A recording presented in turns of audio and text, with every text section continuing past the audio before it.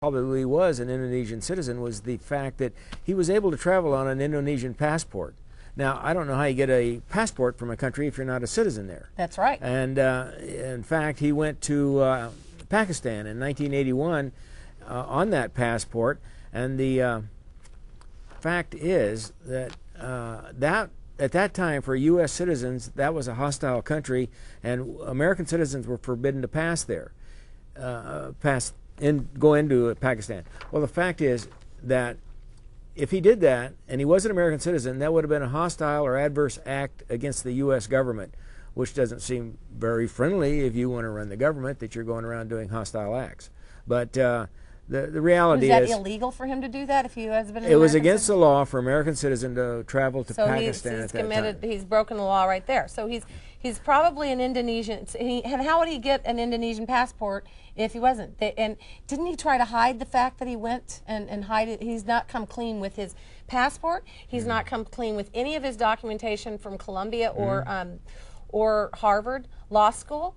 And this Philip Berg, he suspects that the reason is because that would show that he was an Indonesian citizen, and that's part of how he got into the schools. Maybe that helped him because he's from a foreign country. I don't know. He was applying for school aid as a foreign citizen, and that's the theory is that because of that, he wanted to get student aid, so he applied as a foreign citizen, thereby apparently, I don't know what his motive was. Maybe that's what he was, or maybe that would get him more foreign aid if he lied about that. But, you know, when you think about somebody lying, look at the way they act and behave. Look at the way simple things they try to cover up, just maybe simple things that would be just easy to tell the truth rather than lie about it. For example, his sister can't remember which hospital he was born in. I know. That's obvious that he's gone to him and said, well, would you verify that I was born in a hospital? And she got it wrong, well, once, probably twice, because he probably wasn't born in either one. But she made up a couple of names and used those names. The fact is that he's trying to get us to believe that he's a U.S. citizen. We say, okay, let's see the document. I'm sure many of you have seen your own birth certificate, have seen all the data that's on that birth certificate. Well, the fact is he won't show it. He's showing this phony document printed on a laser type printer that is issued by the state of Hawaii for any child under 1 year of age that comes into their state. That doesn't mean you're born there. Millions of people have checked out obamacrimes.com and are very, very concerned about this issue. We're not alone on this. Well, let me go ahead and rephrase what I was going to say. I'm not going to call him a liar. I'm just going to say he's very untruthful. How's that sound? That's good. That's good. He's disingenuous. I think that's a real politically correct way of saying it. Just disingenuous. Well, let's say he's truthfully challenged. There you go. There you go. Okay, let me go to the fourth reason why he's not an American citizen. Okay, we've got number one, the grandmother says he was born in Kenya.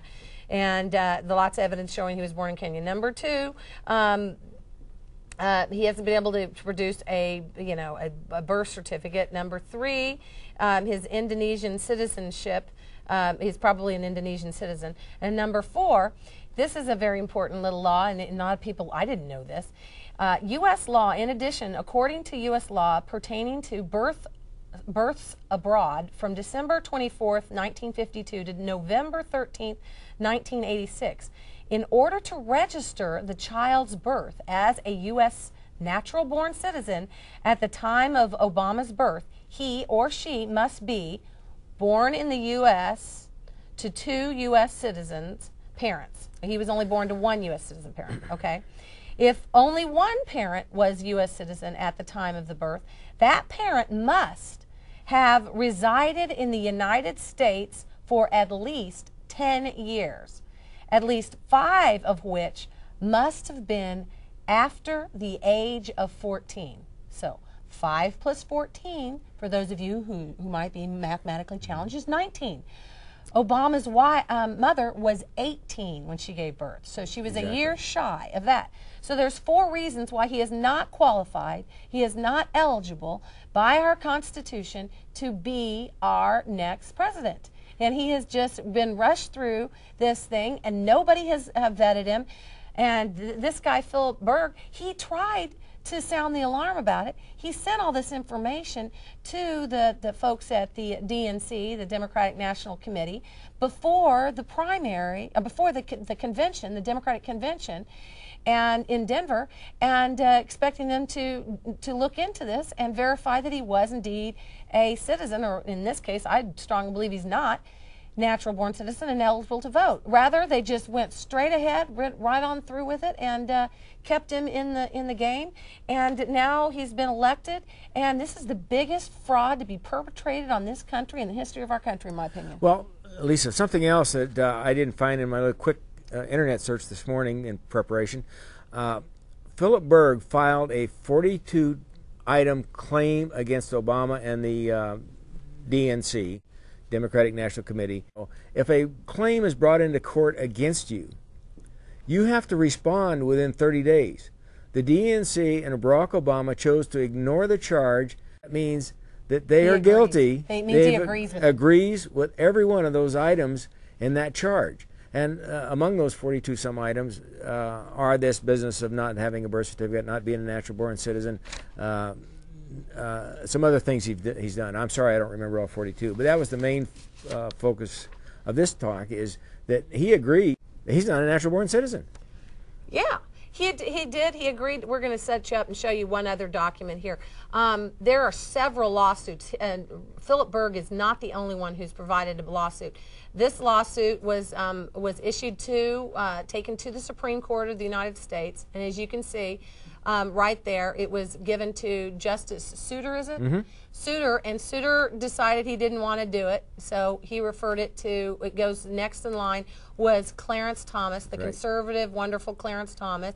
And Clarence Thomas has distributed, see that underlined thing, distributed for, this is a court document, this is from the Supreme Court, a copy of it, distributed for conference of December 5th, 2008.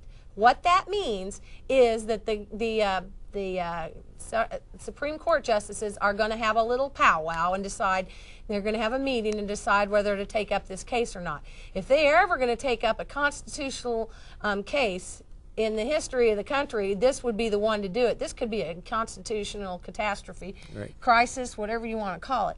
So they're going to take it up and they're going to look into it. So this, if you think this is just all a bunch of malarkey and we're just coming up with this stuff and we've been you know, dealing too much with the crazies on the internet, there's millions of people that are extremely concerned about this. The absolute audacity of this man to, if he knowingly, and obviously he knew, is not eligible to be the President of the United States, yet storms through because the audacity of hope to be the President of the United States despite the fact that it's against the law. He should be removed and he should be put in prison because that is against the law. Not only that, if he did not go through customs when his mother sent him back from Indonesia after he'd been adopted by the dad and made an Indonesian citizen, he didn't go through customs before he went to go live with his grandparents when he was a kid, which could be very possible because, you know, he's a little kid traveling alone.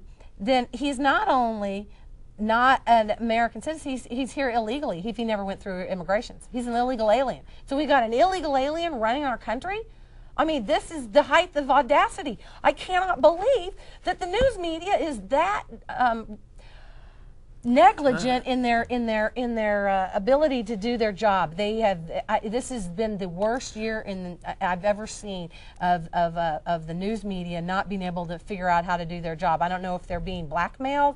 I don't know where they got a dog in this hunt. But this cannot stand. And we American citizens have got to stand up. And here's what you can do. You can write your congressman. You can write your senator. You can write the Supreme Court justices. Especially Clarence Thomas and some of these other ones, some of Justice Breyer, any of these people, and you need to write them a letter and tell them that this cannot stand. We have a Constitution. The Constitution means something.